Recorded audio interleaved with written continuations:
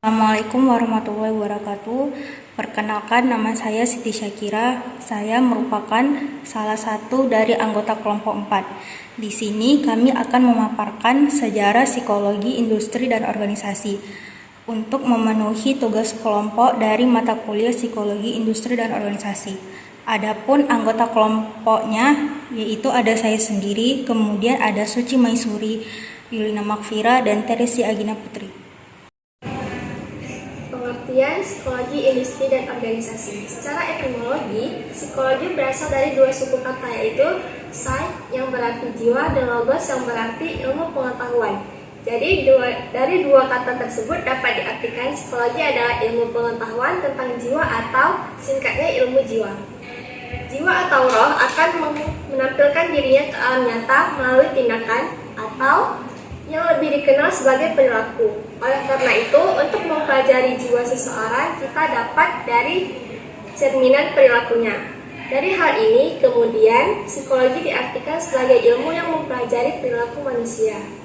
Di Inggris, psikologi industri dan organisasi disebut occupational psychology, sedangkan di sebagian besar negara Eropa lainnya dikenal sebagai work and organizational psikologi, dan di Afrika Selatan sebagai industrial psikologi.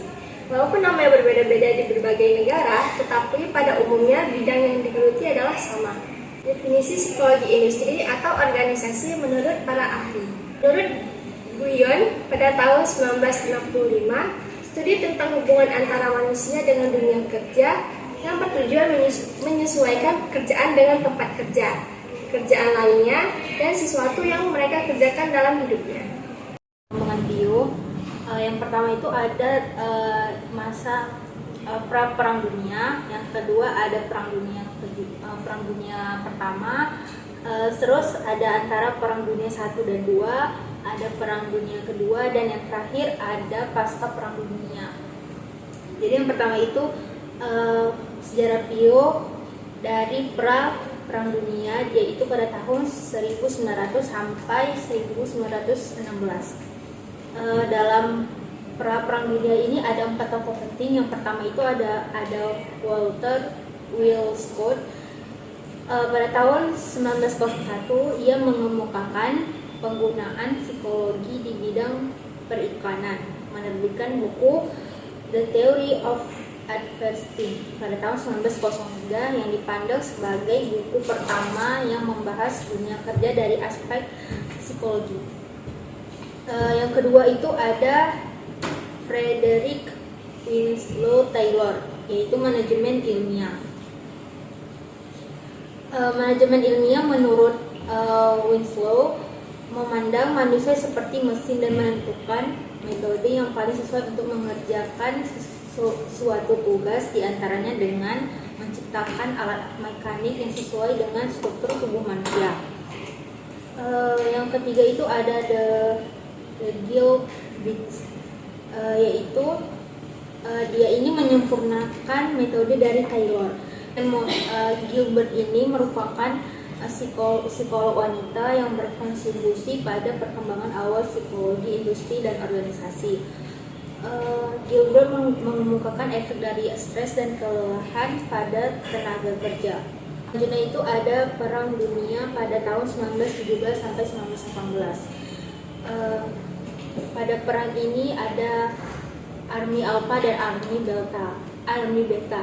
Jadi Army Alpha dan Army Beta itu kalau yang Alpha digunakan untuk calon yang dapat membaca dan menulis, sedangkan yang Beta untuk calon yang buta aksara, jadi nggak bisa membaca dan nggak bisa menulis. Terus yang kedua ada dari Walter Willcott, yaitu job analysis dan performance uprise. Pada masa ini Walter dan asosiasinya membangun firma konsultasi psikologi yang mengaplikasikan prosedur job analysis pada US Army dan sektor privat. Dan itu ada sejarah Pio pada antara perang dunia 1 dan kedua, yaitu pada tahun 1919 sampai 1950. Yang pertama itu ada dari Walter Bonham. Dalam bisnis, tes bakat dapat digunakan untuk meningkatkan efisiensi kerja, dapat juga membantu guru dan konselor mengarahkan siswa dan klien mereka menuju kerja yang sesuai. Selanjutnya yang kedua itu menurut James Cattell, yaitu Psychological Corporation. Dimulai pada tahun 1921, tujuannya untuk memajukan psikologi dan mempromosikan kegunaannya untuk bidang industri. Yang ketiga itu ada menurut Elton Mayo. Jadi pada penelitian ini dilakukan di pabrik Western Electric pada tahun 1927 sampai 1932. Awalnya Mayo dan kawan-kawannya tertarik melihat bagaimana berbagai kondisi kerja, terus jadwal istirahat, jam kerja, dan gaya manajemen dan dapat mempengaruhi produktivitasnya. Hasilnya tidak ada korelasi antara tingkat penerangan dengan kinerja dan kinerja responden meningkat seiring dengan berjalannya waktu. Sejarah Pio pada Perang Dunia Kedua yaitu bertepatan pada tahun 1941 sampai 1945. Hal ini ditandai dengan yang pertama penggunaan assessment center dan tes kelompok semakin berkembang. Yang kedua, para wanita semakin dibutuhkan untuk mengisi posisi-posisi pekerjaan. Akibat banyak pria yang mengikuti wajib militer. Nah, yang ketiga yaitu berkembangnya penelitian mengenai moral kerja dan gaya kepemimpinan. Selanjutnya sejarah Pio pasca Perang Dunia Kedua yaitu bertepatan pada tahun 1946 sampai 1963. Hal ini ditandai dengan yang pertama terjadinya ledakan ekonomi yang mendorong masyarakat untuk menempuh pendidikan tinggi di Amerika. Yang kedua, perguruan tinggi juga semakin banyak menawarkan program psikologi industri dan organisasi di berbagai spesialisnya. Yang ketiga, tahun 1950 hingga sekitar 1960 menjadi masa perkembangan psikologi industri dan organisasi, terutama dalam lingkup motivasi kerja. Selanjutnya yang keempat yaitu teori kepemimpinan yang dikenal sebagai kontingens. Perkembangan Pio di Indonesia. Ketika di Indonesia diakui secara resmi oleh Belanda pada akhir tahun 1949, kegiatan psikologis dengan menggunakan tes-tes psikologi yang dilakukan oleh 1. Badan Psikoteknik dari Kementerian Pendidikan Pengajaran dan Kebudayaan Republik Indonesia yang mengadakan seleksi siswa untuk masuk ke sekolah menengah kejuruan teknik serta perguruan psikometris untuk keperluan penjuruan sekolah. Yang kedua, pusat psikologi yang menyelenggarakan seleksi dan penjuruan bagi para anggotanya berdasarkan pengukuran psikometris. Yang ketiga, pada tanggal 3 Maret 1993, di bawah pimpinan Profesor Dr. Slamet Imam Santoso, didirikan Lembaga Pendidikan Asisten Psikologi dan Balai Psikoteknik dari Kementerian Pendidikan Pengajaran dan Kebudayaan Republik Indonesia di Lebur. Dan yang keempat yaitu jurusan kedokteran di UI berkembang menjadi pusat psikologi dan di tahun 1960 menjadi Fakultas Psikologi Universitas Indonesia. Yang terakhir, bagian psikologi kejuruan dan perusahaan sekarang menjadi bagian dari psikologi industri dan organisasi. Baik, selanjutnya ada objek kajian Pio. Pada objek kajian Pio itu ada 3. Yang pertama ada organisasi, kelompok, dan individu. Pada organisasi itu ada desain organisasi, teori organisasi, budaya organisasi, perubahan dan pengembangan organisasi, serta perilaku organisasi. Pada kelompok, proses kelompok, dinamika kelompok, dan komunikasi di dalam kelompok. Dan yang terakhir ada individu. Pada individu ada rekrutmen dan seleksi, pengembangan individu, perencanaan karir, serta berbagai proses belajar individu dalam organisasi. Nah, di sini juga ada tujuan psikologi industri dan organisasi. Tujuannya adalah untuk meningkatkan produktivitas dan kesejahteraan karyawan yang dicapai dengan 2 pendekatan, antara lain pendekatan industrial dan pendekatan organisasional. Yang kedua ada pendekatan industrial fokus pada menentukan kompetensi untuk mendukung pekerjaan, melengkapi organisasi dengan staf yang telah memiliki kompetensi dan meningkatkan kompetensi karyawan melalui pelatihan. Dan yang ketiga ada pendekatan organisasional menciptakan struktur dan budaya organisasi yang akan memotivasi karyawan untuk bekerja dengan baik, memberi informasi yang dibutuhkan karyawan tentang pekerjaannya, dan menciptakan kondisi kerja yang aman serta menghasilkan lingkungan kerja yang nyaman dan memuaskan. Selanjutnya itu ada pendekatan Pio. Bagi industri berorientasi pada perusahaan, menekankan peningkatan efisiensi dan produktivitas melalui penggunaan yang tepat dari personalia atau STM. Bidang psikologi industri itu memiliki 4 cabang penekanan, Yang pertama ada analisis dan evaluasi pekerjaan, yang kedua ada seleksi pegawai, yang ketiga ada pelatihan, yang keempat ada penilaian kerja. Psikologi organisasi menekan pada persepsi psikologis pekerja terhadap hubungan antar orang di lingkungan kerjanya yang akan mempengaruhi kepuasan, komitmen, efisiensi, dan produktivitas kerja mereka.